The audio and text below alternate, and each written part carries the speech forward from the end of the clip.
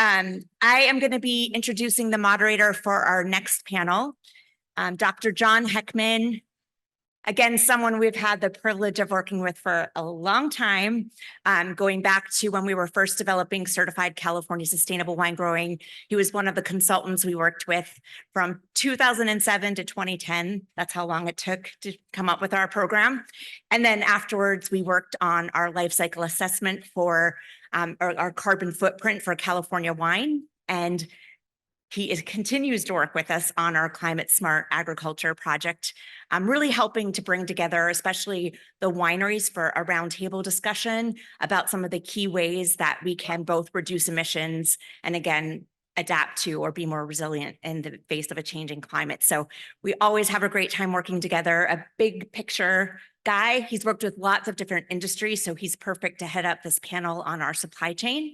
And hopefully we can get it to respond to the question about how can the supply chain be part of this. We also know that our entire value chain is looking more and more at sustainability, from our retailers and consumers, and of course, everything that goes into our vineyards and wineries. So it's a pleasure to introduce John, and he will in turn introduce the panel.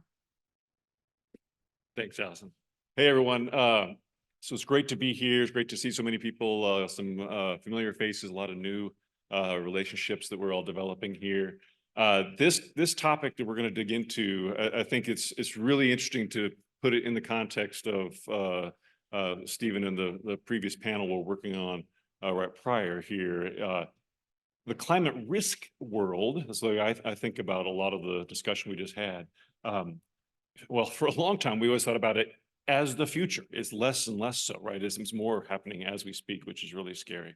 But in the sustainable supply chain world, this is about right now, and this is about the changes that we can make right now. And I just want to just set ourselves up because we've got a wonderful panel here, and we really want to focus on their experiences and where they are in their own journeys. We've been working on sustainability for a long time. I've been working with the California wine industry for now 17, 18 years, which has been a wonderful privilege. I've had a chance to work with, almost any other industry that you could talk about, from consumer packaging to pharmaceuticals to oil and gas, utilities, cities. And there's just been an amazing group of people who have been on this journey together to try to understand how to solve this problem. It's an incredibly hard problem to solve. Let's just kind of give ourselves some credit here. We have essentially, and I don't think I'm being overly grandiose here, we have essentially built a society out of fossil fuels.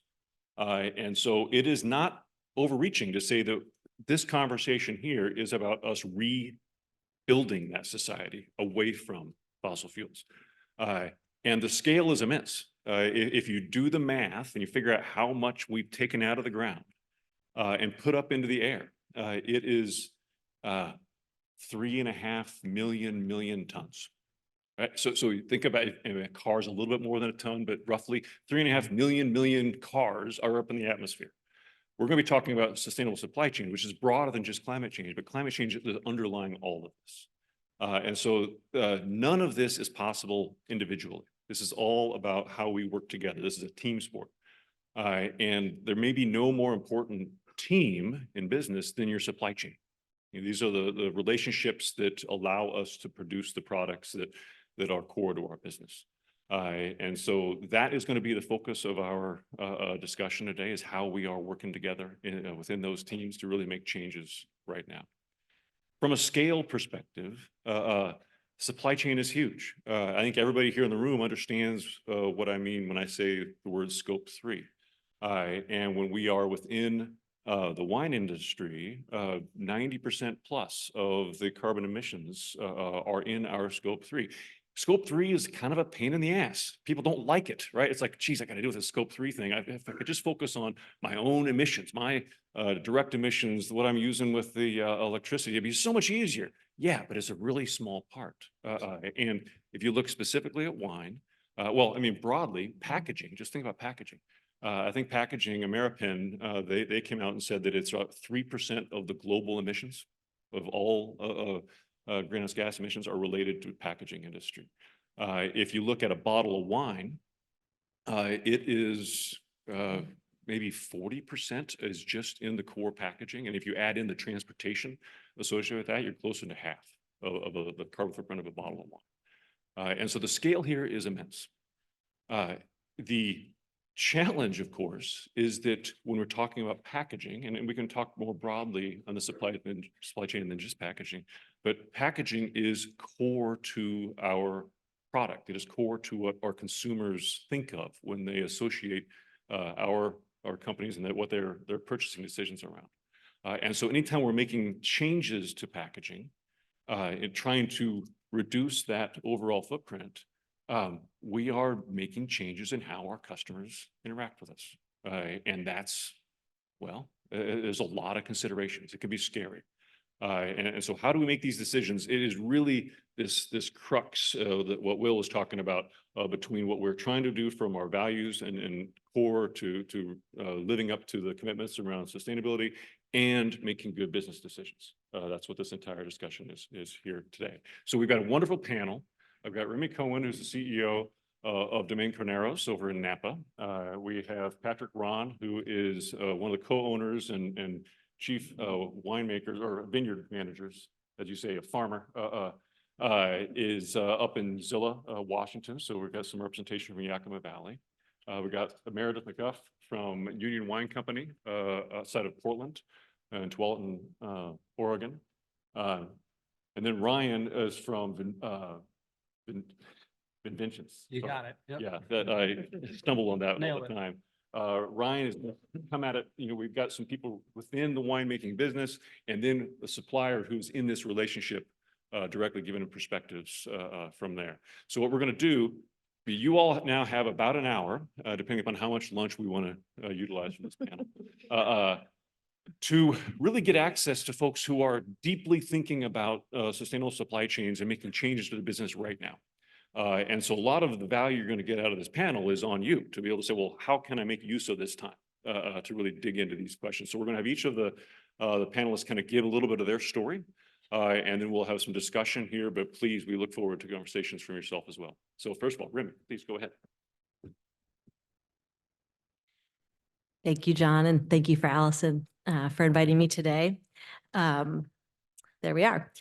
So Domaine Carneros is a chateau in Napa, in the Carneros region of Napa Valley. We're owned by Champagne Taittinger, and we focus on producing Méthode Traditionnelle sparkling wines and Pinot Noir from our estate-grown vineyards.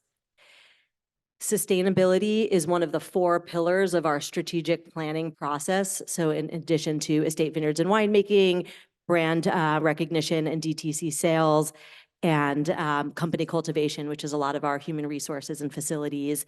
The sustainability pillar has its own vision, which is that we value sustainability. We're privileged to be stewards of the land. Our planet is our greatest asset and is the source of our success now and in the future. And that's just a guiding light that we use to support our strategic planning process. And then we set up strategic and tactical objectives on an 3-year and annual basis to support our vision.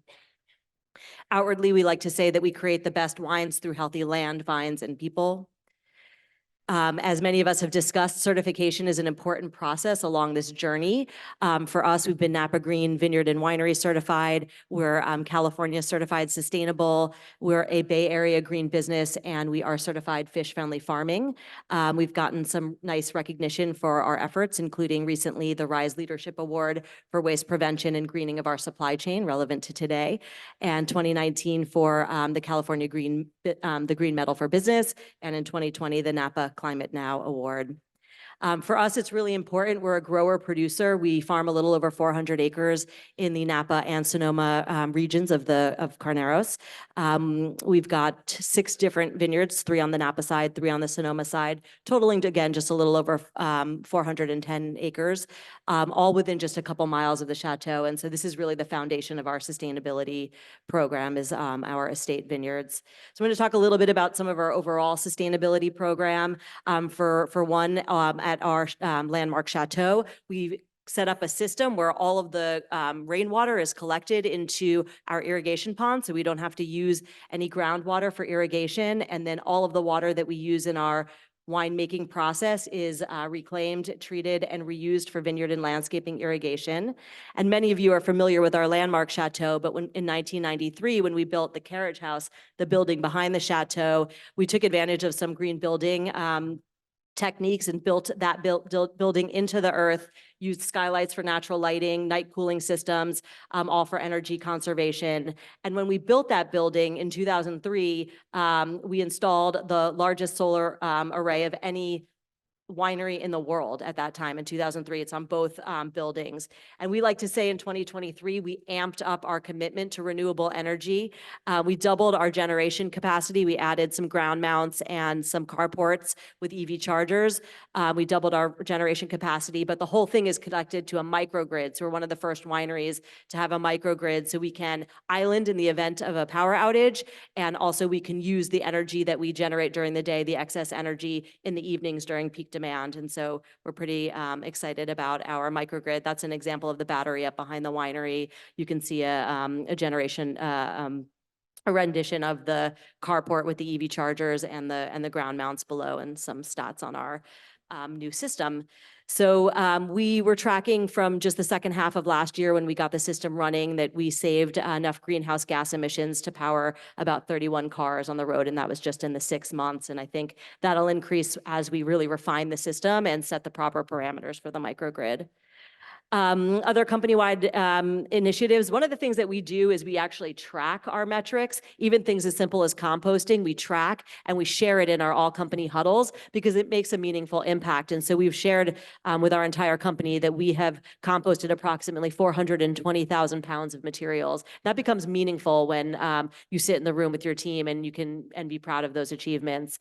All our pumice waste, we either feed to local livestock or compost that as well, separate from the other company-wide initiatives. And we have worked with Napa Recycling to collect all our single-use plastics and recycle those as well. We also track our post-consumer recycled content in our packaging and point of sale materials, and we want to show continuous improvement. And that's something that California Certified Sustainable and Napa Green have helped us along the way in terms of pushing more for continuous improvement in all of these different metrics. One of our, sort of more novel programs is that in 2010, we started a packaging reuse program. So whenever we break cases to sell wine, to pour it in the tasting room or sell individual bottles, we've trained our staff to break those boxes down carefully, bring them downstairs, and then we rebottle into them. And this is something that not only has ROI in terms of the environment, but it's a financial ROI for us if we can reuse about a quarter of our packaging material and potentially use it up to 5 times with the way we've been refining this program. So we have a company-wide SOP process, but our purchase order SOP is really focused on sustainably minded procurement. So aligning with vendors that we feel share the same commitment to the environment as we do, and that examples of using biodegradable, non-toxic, more water or energy efficient products are really a component of our purchase order strategy. So relevant to today, we've sharing a few success with vendors. With Saverglass, who's been our main supplier of glass. We've been trialing the Eco Bottle for almost a decade now and have been expanding use over time. We feel really confident in this weight, and we're hopeful that we can continue to lightweight the glass even further. Obviously, that's a challenge with sparkling wine because of the high pressure. So we've gone from about a 900-gram bottle down to 835 and feel confident at that level that we could potentially go even further.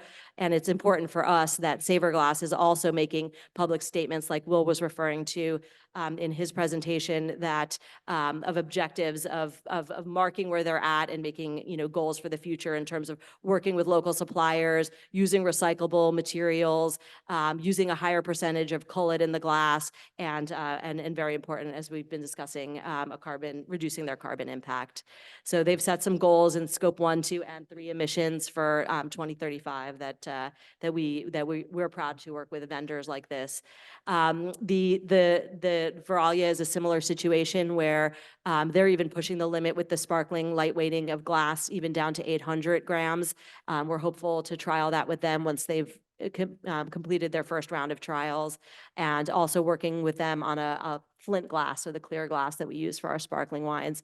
And similarly, they've got a lot of objectives in terms of increasing cullet use, water savings, and carbon emission reduction. And I'll share one more that we started working with G3 labels because their labels are 100% post-consumer waste, fully recyclable and repulpable. So we're excited to do that with them. They also come and pick up all the label backs, which is amazing, and recycle them.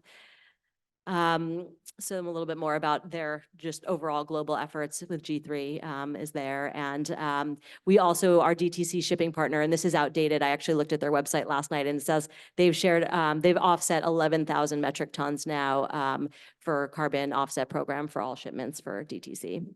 And for us, it's just really important that we share this with our employees. So we have our sustainability committee. They set up activities like Earth Day cleanups, a sustainability fair that we have later this month. And then they share all of our accomplishments at our monthly all company huddles every month. And we do a lot of training and onboarding about sustainability when new hires are added to the team. So many details in there. That's This is a lot. Both of you all captured a bunch of that. We'll come back into some questions here. Patrick, let's go ahead and maybe tell the story of the path. Sorry about that. That Two Mountain Winery has. Yeah, thank you. So I guess, yeah, I'm Patrick Ron. Excuse me, coughing right at the worst time. Not unexpected. Yeah, so I'm the vineyard manager and co-owner of Two Mountain Winery in Washington State. So we're in the Yakima Valley, and I'm kind of here to give a little bit of perspective of a smaller producer and our company's decision to go all towards lightweight glass, kind of to continue to strengthen our message. So I was just going to share a little bit kind of about our process and kind of the back and forth between that we went internally about that. So a little context about ourselves. Like I said, we are a small producer. We farm about 425 acres of wine grapes in Washington State.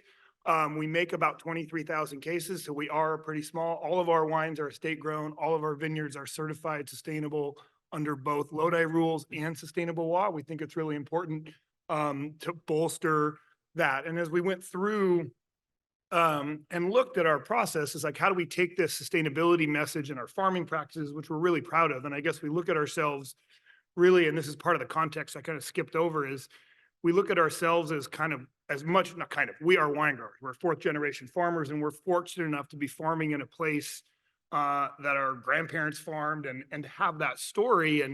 And so being certified is a big part of our brand, being estate grown, and we're trying to make wines that are very much from our place. We're not trying to make wines that taste like something else. We're trying to grow grapes and make wines that taste like this. So becoming certified viticulturally was a big deal for us. But how do we take that? The question we started was, how do we take that message to market? Talking about nuanced, really nerdy viticultural sustainability standards. To be blunt with the consumer, their eyes glaze over. They understand water, they understand soil, they understand pests, but that's really where it stops. And so as we looked internally amongst ourselves, it's like, how do we take that message? And it was really like, what can we put in the consumer's hands that's most tangible? Where do we start? And this is a journey, of course, but where we went was lightweight glass. So we've made the commitment to move all of our lineup into lightweight glass. I guess I skipped over a little bit about the wines we produce. So we do make, I said 23,000 cases. Our core products are all priced in the $25 to $35 range and distributed in about 15 states around the country, and then out of our cellar door. And our reserve tier wines are all in the $75 to $100 range. Those are distributed in 7 states and also sold through an allocation model direct to consumer. But so it's taking this message to market. We've made that commitment to go lightweight glass, but as a small producer, it's really been a scary thing, right? I think there's a little bit of, for lack of a better term, cognitive dissonance amongst what consumers say they want. I like lightweight glass. I know that makes a difference. But this heavy bottle, I'm spending $35 on a bottle of wine. This heavy bottle feels really good. And so that's the struggle that we've had. And what story I'm here to share is the struggle and kind of the litigation internally. And our marketing team, really, like all marketing teams, wants to go fast and have a story to tell. And the sales team really push back and really worries about market share and losing pull-through slowing down, and the consumer's impact on that. And I think that's probably not a unique push and pull between sales and marketing of, any organization here, as well as probably any other product, is marketing wants to move fast. They're generally not very good at math. Sales is worried about volume and pull through. And someone, myself, and the finance is kind of stuck in the middle trying to figure out where we go with it.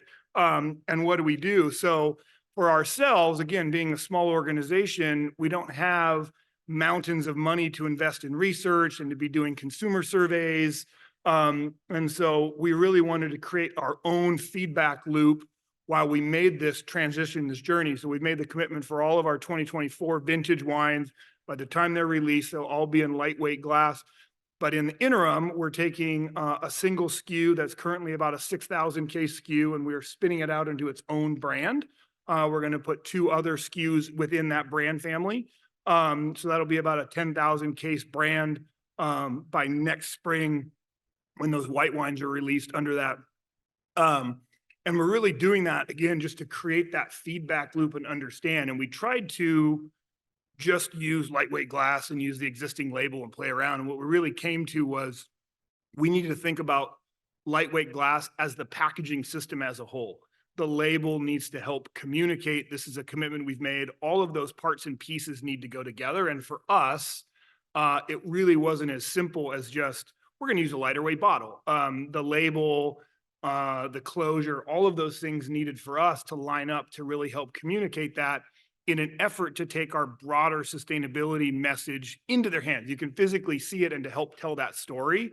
And so, yeah, so we're using it. We really just wanted to create this feedback loop internally, understand what are just what's actually happening with distribution partners and their sales reps on the street. What is our sales team seeing? What do our direct-to-consumer customers see? And really understand that and learn how to better tell that message, because it is, as a smaller producer, we have the advantage of moving quickly. Like that's an advantage of being, my brother and myself and a 10-person team. But the cost of failing is significantly higher. For us to take a 6,000 case SKU and to mess it up and have it go to zero because we were trying to be on that bleeding edge, again, where the marketing team wants to live, is a scary venture. So that was just a little bit, I guess that's kind of our process. And I also buried the lead that I'm a farmer, so I did not put a deck together. It's easier for me to just talk and ramble. So I apologize, I don't have slides. But yeah, and I think kind of just to wrap it up, I think at the end of the day, as we litigated this internally, and if I'm going to be honest with ourselves, we probably took too long. We're probably a year behind where we should have been, but we really were being very measured about it. But as we sat back and looked at it, I think farming wise, connecting this to our sustainability, viticulture wise, like farming wise, again, we're fortunate enough to be 4th generation farmers in that place. That fortune comes from previous generations making decisions on a generational time horizon. And we make all of our farming decisions that way. And we step back from a packaging choice. It was like, well, why are we making this through a different lens? Like we shouldn't be worried about quarterly sales results for the winery and making generational time horizon decisions on the farm. Like those two things are connected. Like it's just the right thing to do. We can be smart about it. We can be measured about it. And we can learn. We don't have to jump in all the way, but we need to set that vision and be making that impact in that way. And I think I'll just kind of close as like one of our core business philosophies and is, if you make a good product and don't be an asshole, like things should probably kind of work out. And this kind of falls in that same bucket, like is make the right choice, communicate that choice to your consumers. The consumers, we think, our thesis is will find us, and it's something else we can be proud of on that long-term horizon. So that's it from me.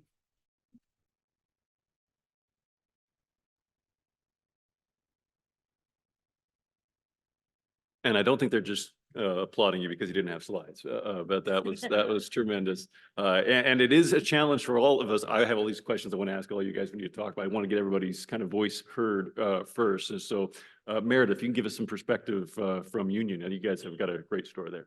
Sure. And as I've been sitting here, I'm realizing that I was a little bit myopic about about my talk, I was thinking about sustainable packaging, but I left out a huge piece of our supply chain, which is our grower partners.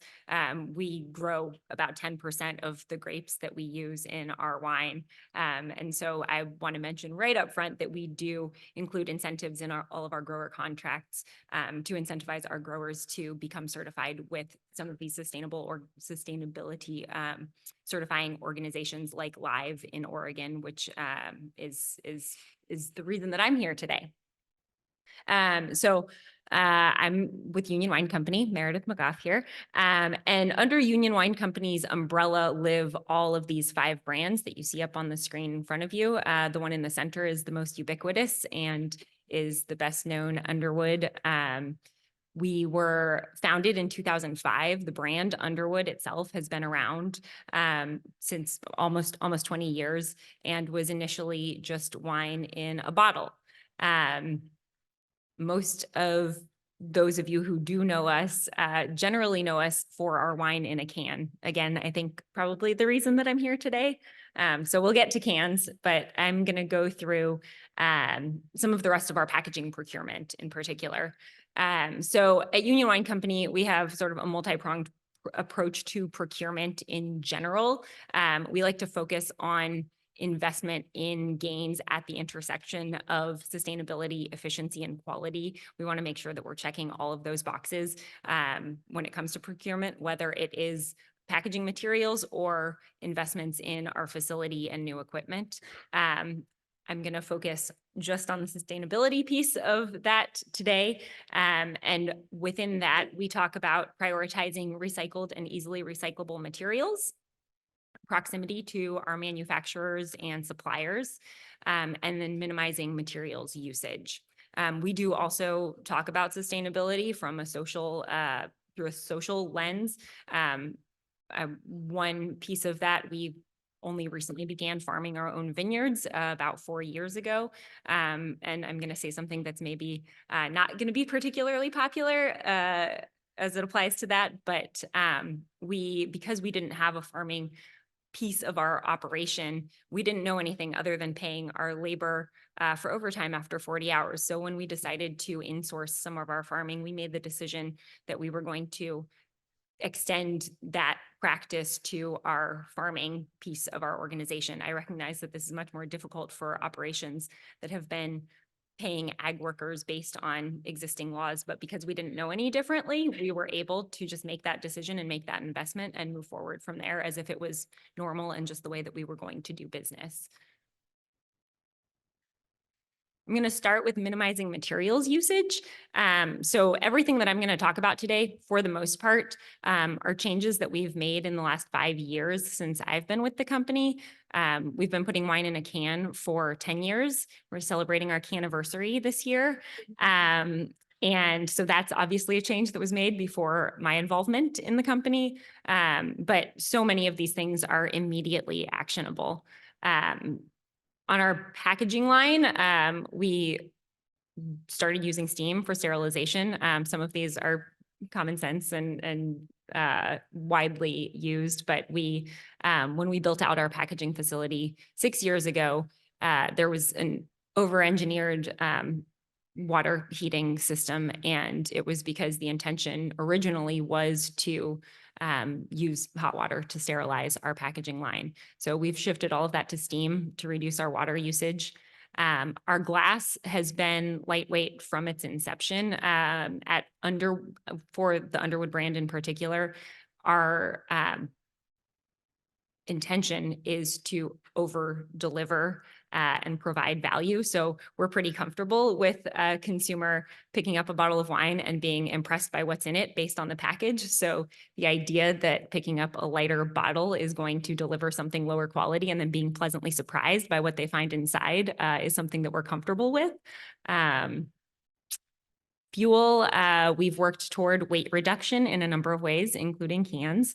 We're able to fit nearly twice as much wine in a truckload with cans as we are with bottles because of the weight difference, which is huge.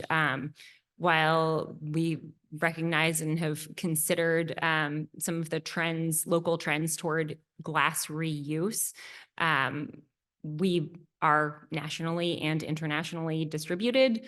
We want our wines to be able to reach people in all parts of the country and the world. And so recognizing that we're not going to be able to get those bottles back is something that we had to swallow.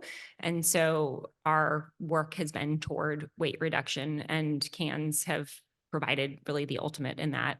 As for transportation locally, we insourced our transportation about 3 years ago. We established a transportation department, which consists of one driver and a refrigerated trailer and a tanker and some truck mounted bins for the harvest season. But before we insourced our transportation, we were using our 3PL was transporting our bulk wine down the street. Our packaging facility is 2 miles away from the winery. So that tanker was driving to our winery from Salem, which is about an hour drive, delivering wine back and forth all day, and then going back to Salem at the end of the day. So this decision to insource transportation saved a lot of mileage, and it also had some other benefits. It created a huge amount of flexibility for us. If wine wasn't, if for some reason we were having trouble getting a certain lot filtered and package ready, we were able to shift our schedule. But really insourcing that transportation has reduced many miles driven. For cardboard, we chose to use trays rather than a fully enclosed package with our cans. That has led to the use of plastic, which we all know is less than ideal, but we made that compromise.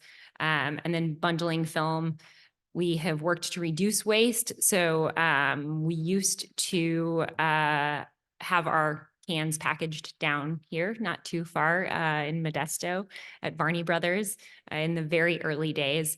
And those trays are packaged with much more bundling film. They're almost completely closed on the ends. You can see in the photo that there's sort of an open bullseye at the end of the tray there. We reduced the amount of plastic we were using, so it's not going all the way to the edge of the tray. We are using a thinner material in order to, again, reduce the amount of plastic that we're using. And then we also serve as a plastic recycling hub for Live for other wineries in the area, because there is a local plastics recycler, but they're not easy to access. So we collect and recycle all of that material for other wineries who participate in the Live certification program. And then as part of our annual review process, we create annual scrap reduction targets. It is our belief that we can always be better. Proximity to manufacturers and suppliers. I realized, again, I left off of here. As I just mentioned, we used to have our wine canned in the early days, the first 4 years that we were making wine in a can down here in Modesto. And so we were tankering wine all the way down to Modesto and then transporting much of it to be stored in our third-party warehouse up in Oregon. That was a lot of miles. We made the decision to invest in a 200 can per minute packaging line just down the street from the winery. These are some other changes, again, that we've made in the last 5 years. Our glass was being supplied to us from Fairfield and Benicia, and we were in some instances using glass imported from China. 99.9% of our glass now comes from the Portland and Kalama OI plants, so very close to us. Our corrugated, while some of it still comes from Olympia, about 20%, the vast majority now comes from Portland. Our cans, when we first started putting wine in a can, and until really only recently, we had to use 375 milliliter cans.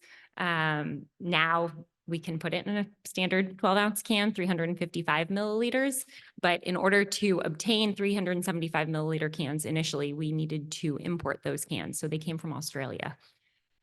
Eventually, we were able to convince Ball to produce a 375 milliliter can for the domestic wine market. And at some point, a couple of years after I started, I learned that our cans were going to be produced in Hawaii at the Ball plant in Hawaii. I spent many, many hours on phone calls with Ball representatives trying to convince them that that made no sense at all. Eventually, we did find an advocate in our glass distributor, Saxco. They are now our can supplier as well. They source from Ball, and they were able to lobby for us in a way that we were not able to lobby for ourselves. So our cans now come from Fairfield, which is still not as close as we would like, but is a whole hell of a lot better than Australia or Hawaii. Our equipment, we focus on sourcing from local equipment manufacturers. If that's not possible, we focus on those who have offices and support staff locally, both because we want to have access to their assistance without them needing to travel great distances. It also benefits us in that generally that they're a lot more responsive. And then I already talked about in-source transportation. And I'm going to be real quick because it looks like we have 5 minutes. I need to pass this to Ryan. So prioritization of recycled and easily recyclable materials. We get our glass from OI Portland, which we're very lucky to be located in an area with great glass recycling habits. So they are able to use 80% recycled cullet for antique green glass. So we also, out in the market right now, there's some Pinot Gris in Flint glass. We've made the decision to shift back to antique green because of the larger portion of recycled cullet in that. We use craft cardboard for all of our trays and knockdowns, so no bleaching. And then aluminum. I'm gonna move on because this is the part that I really want to talk about. So cans. I think it's important to acknowledge the challenges that exist in packaging wine in aluminum. Number one, pallet melt is real. Up in that top right corner is a sort of a photo of some cans that have leaked and then basically damaged the rest of the pallet. Cans are squishy and easily damaged, which contributes to pallet melt. They present an elevated risk of reduction. Cornell recently released a sort of survey of canned wine that indicated that wines with less than 0.5 ppm of molecular sulfur have a much lower risk of reduction in can than those packaged at a higher rate of sulfur. It requires lots of specialized equipment. There are a limited number of can suppliers.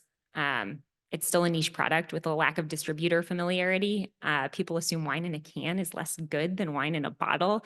I often hear people say to this day, oh, that's really good for wine in a can.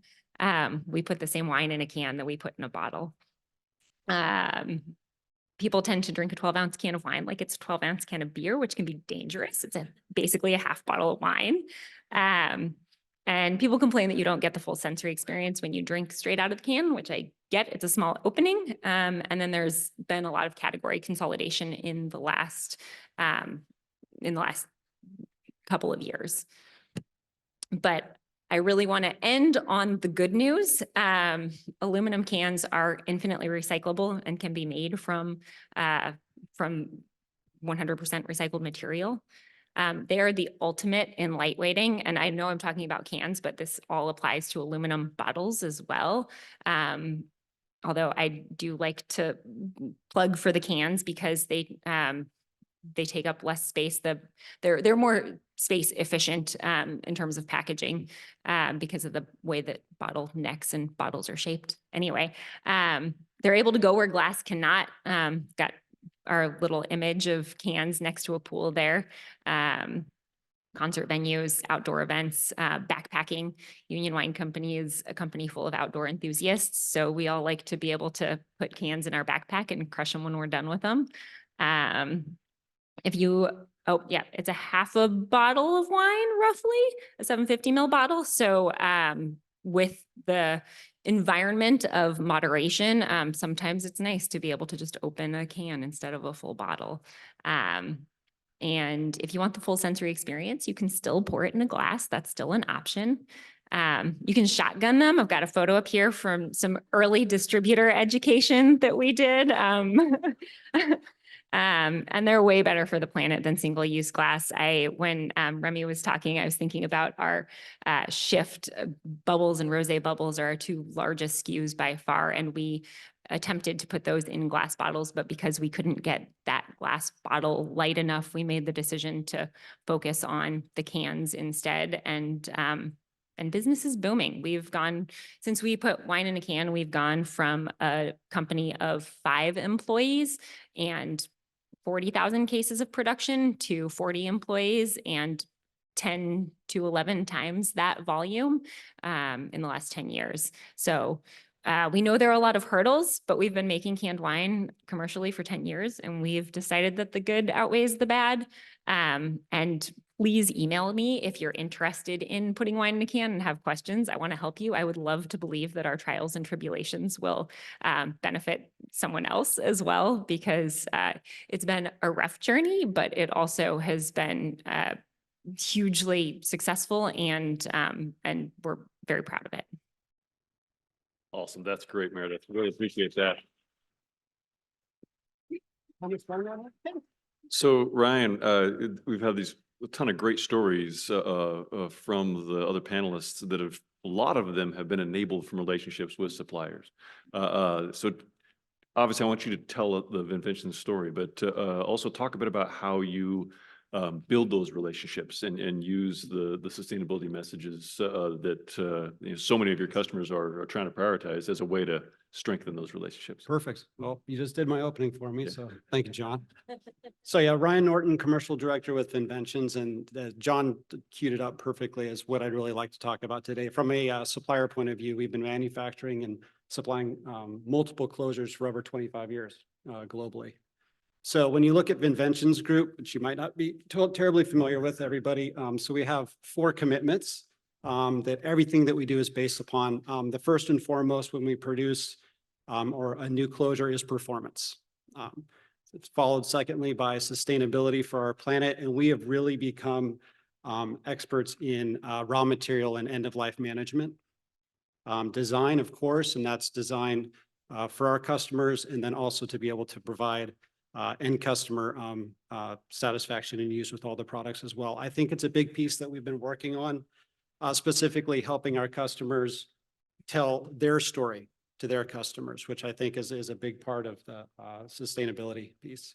And then, of course, enology. So we have over 15 years of experience with enology, with expertise really specifically in shelf life management.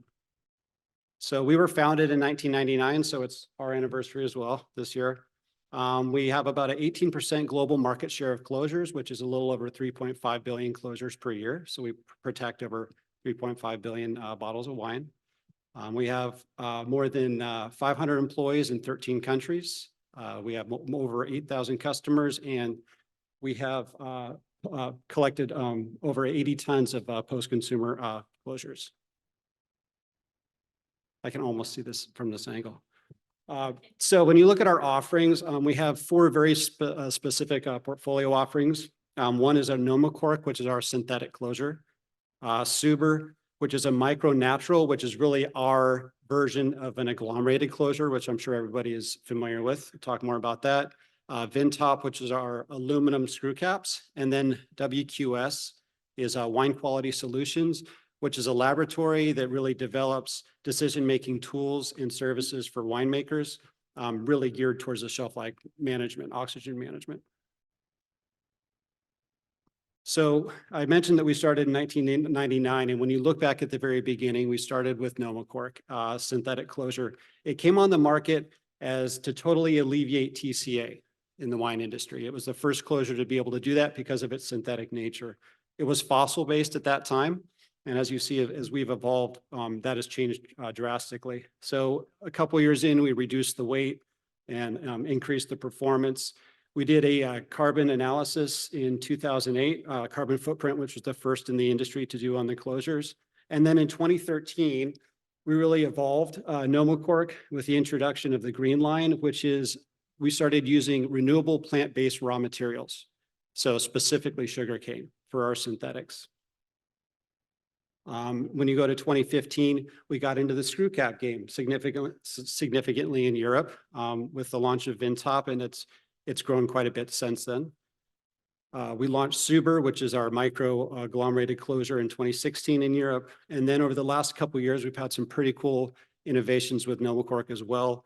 One using we call it the blue line, which is utilizing post-consumer recycled materials, recycled plastic to make the corks.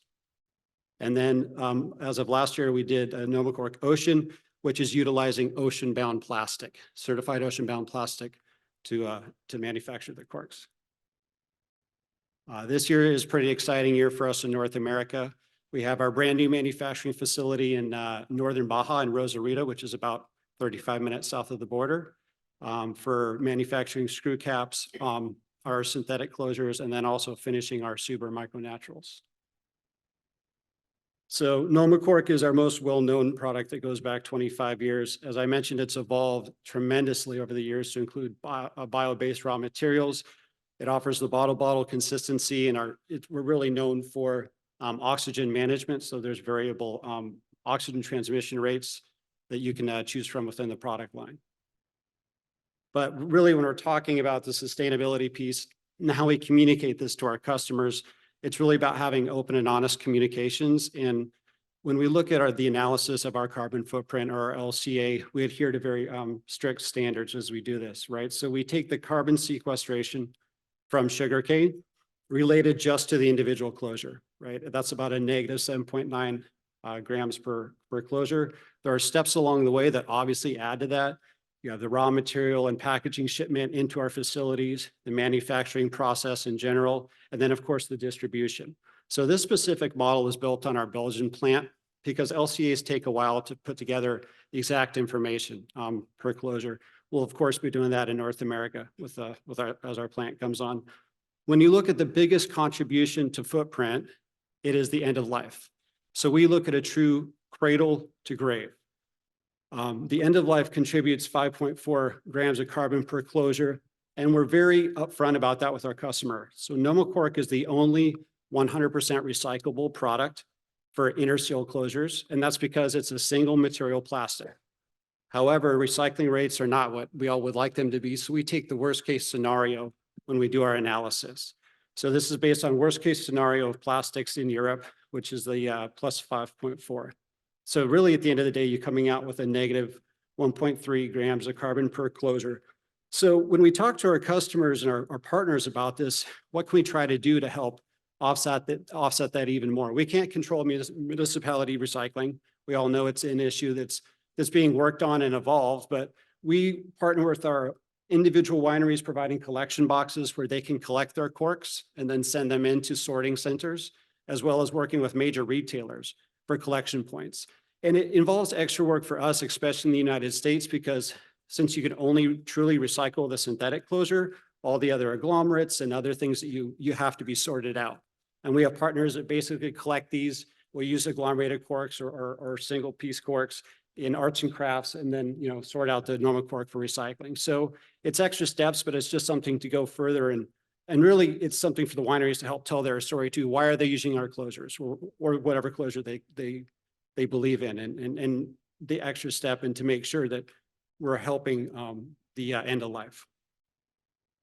So I mentioned carbon footprint, and carbon footprint is regulated. So there's a big difference between carbon footprint and carbon balance. For us, we adhere to a strict ISO certification for carbon footprint. It really regulates what you can control, what you talk about during the process, and really avoids any type of greenwashing. When you look at the cradle to grave approach, as I've described, it includes the end of life for the landfall and incineration, which adds the most. And it also makes sure the sequestration in the beginning of life relates only to the product that goes into the cork, right? So for us, the sugarcane that's used for the individual closure. There's a term that carbon balance, which is utilized a lot. It's not as regulated, and it's just more of like a marketing term. And we have to be careful when we're talking to our customers about this and explaining it. But carbon balance, if it's not regulated, it's really just a cradle to grate, so it doesn't cradle to gate, so it doesn't take into end of life for incineration or landfill. And the sequestration in the beginning can be taken from a much larger area than just the materials that are used for the corks, right? So an entire forest. So we try to come with fact-based information and just deliver our products in the clearest light possible. Overly transparent that can sometimes cause issues, quite frankly, because there is no perfect closure. There's great stories for beginning of life, end of life, but I think the transparency as we all work on these projects together really, really helps. And helps tell the story too, right? Why do you choose the specific closure to protect your wine for your customers? So I did mention Nomocork Ocean.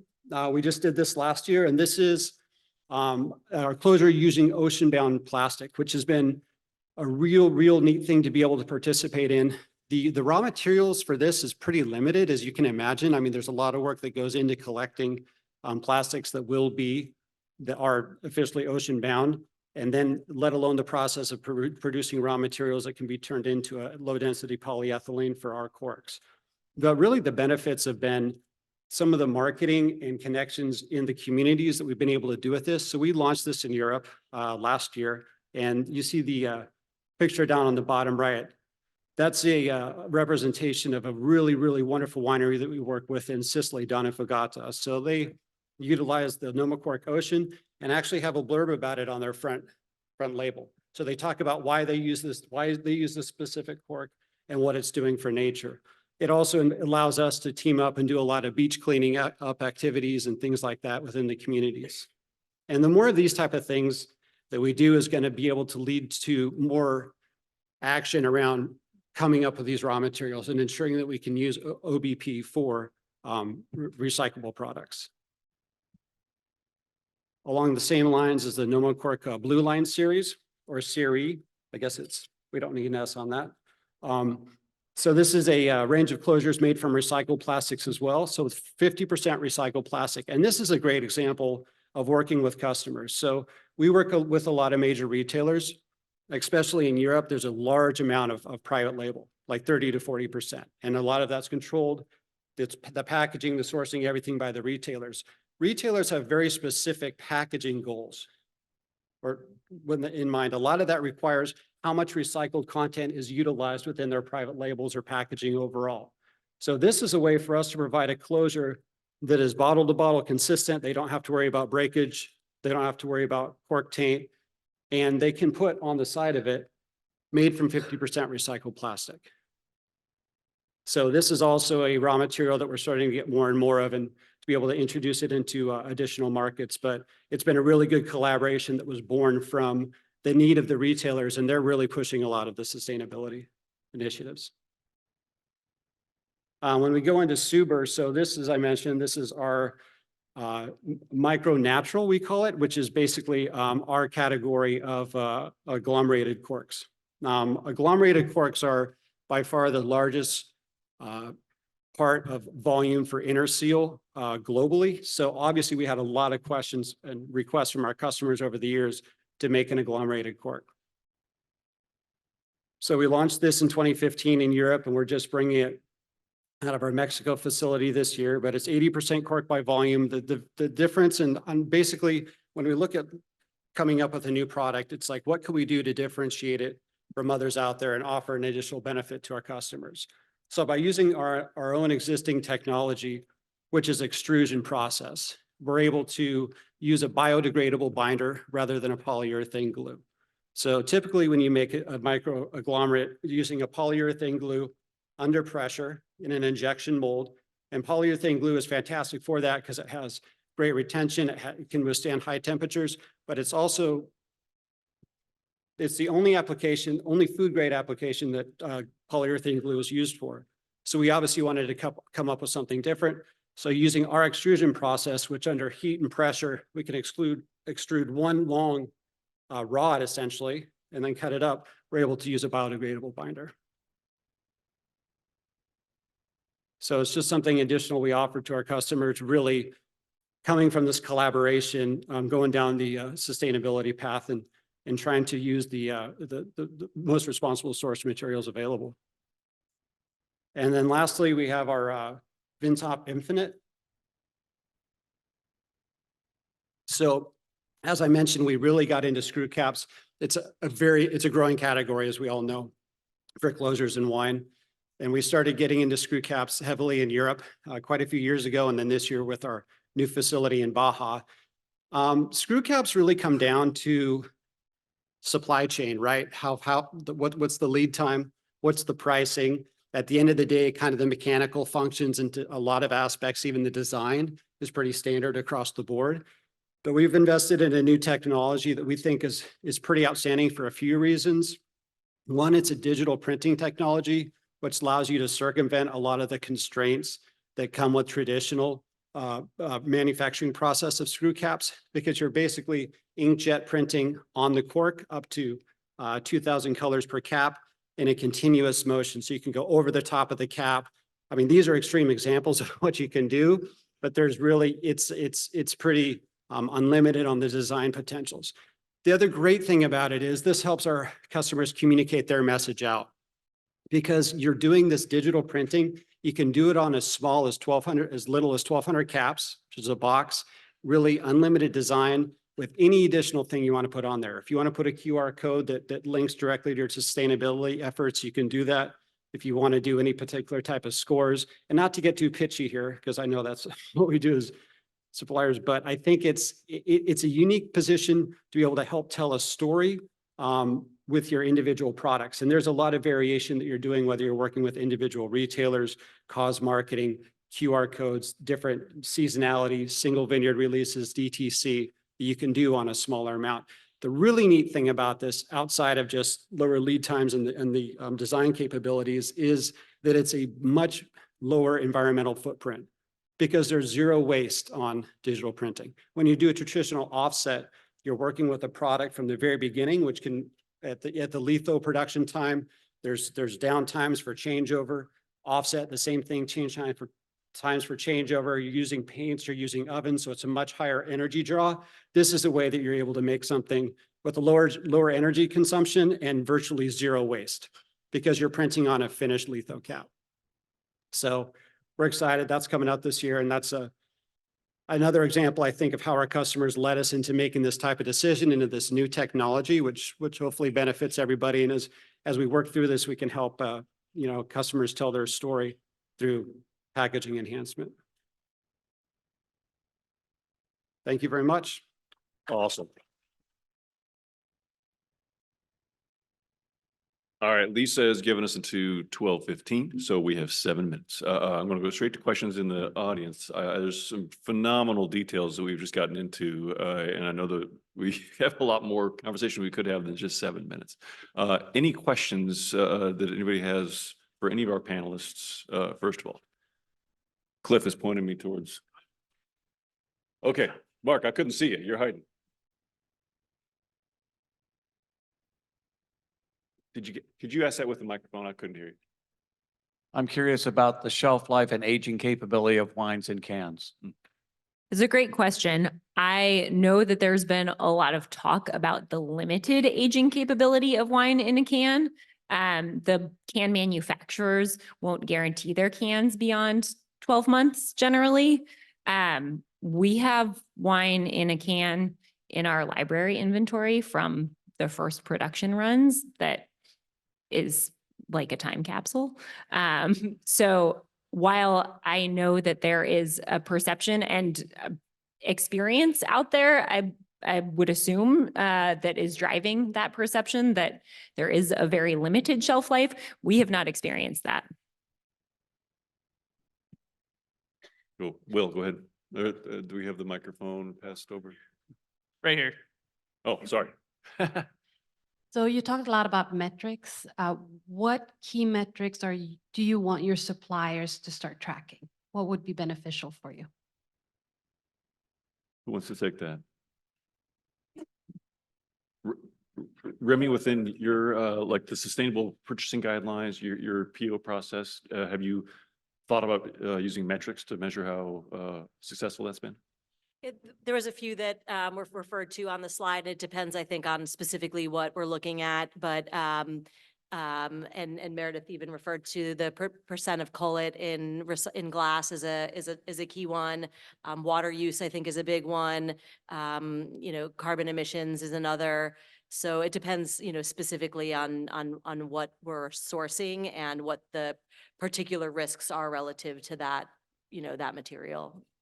But I think I mean, that's exactly what I would think that you, kind of the priorities of the winery or the company should get translated down into the supplier, that relationship. How can the supplier best help the company meet its goals? So I think that makes a lot of sense there. Great. Roy, over here. My question's for Ryan. That VinTop Infinite, does it leave behind the ring? Or is it totally removable from the bottle? The closure. Yeah, that's a good question. It leaves a ring. It's standard ROPP 30 by 60. So when you crack the seal, it's left on there. And I'm sure you're referring to whether is that actually recycled along with the glass or separated out. Yeah. And I think that depends on the facility, to be honest with you. I'm not entirely sure. I've heard different things, but I think just during the breaking part, aluminum is by far the most recycled maybe material out there, especially when it comes to any type of closures, because it's easy to separate from. As you break a glass, you have a magnet which can sort it out. So it's the most recycled type, but it stays on. It's a standard screw cap.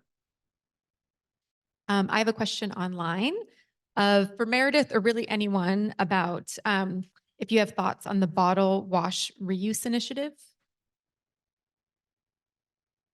I mean, I think, yeah, I touched on it a little bit in my piece, but I think it's great if you're keeping your wines local and are able to get them back.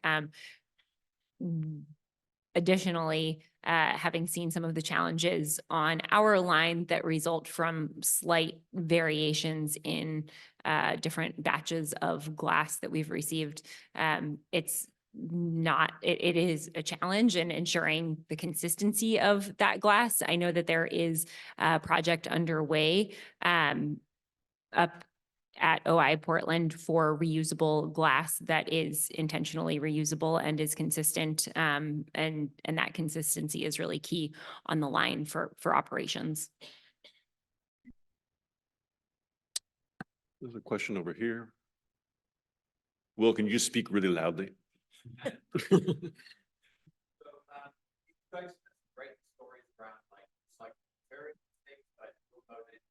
Recyclable in reality is a different matter. And I'm wondering if there's any good stories or kind of methods you've seen or use yourselves to help communicate to the end consumer what to do at the end to just increase that and boost that recyclability even higher.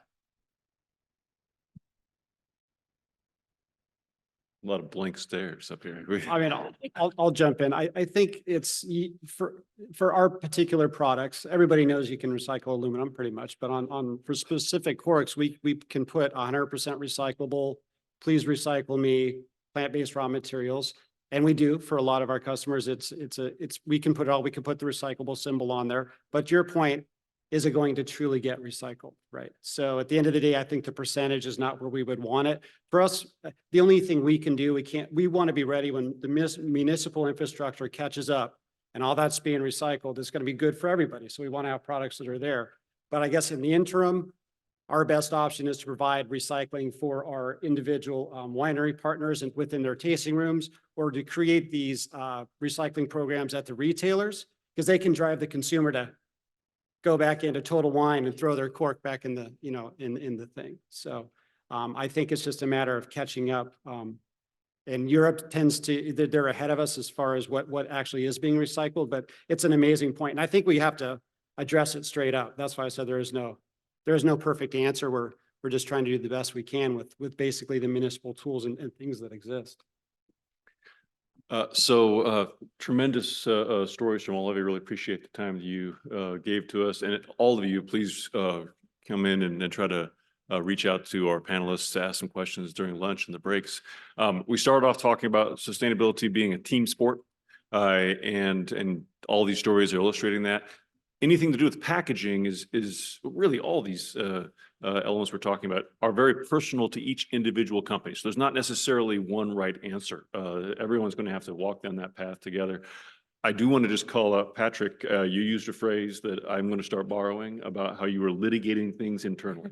And I think that is the core message I'd love for all of you to take away from this, is that we need to use the sustainable supply chain, procurement, packaging as a way to really bring our values into that internal discussion within our teams. Because it takes everybody in your organizations to really make progress. And I think the stories we've heard here are great examples of that. So join me in thanking everybody.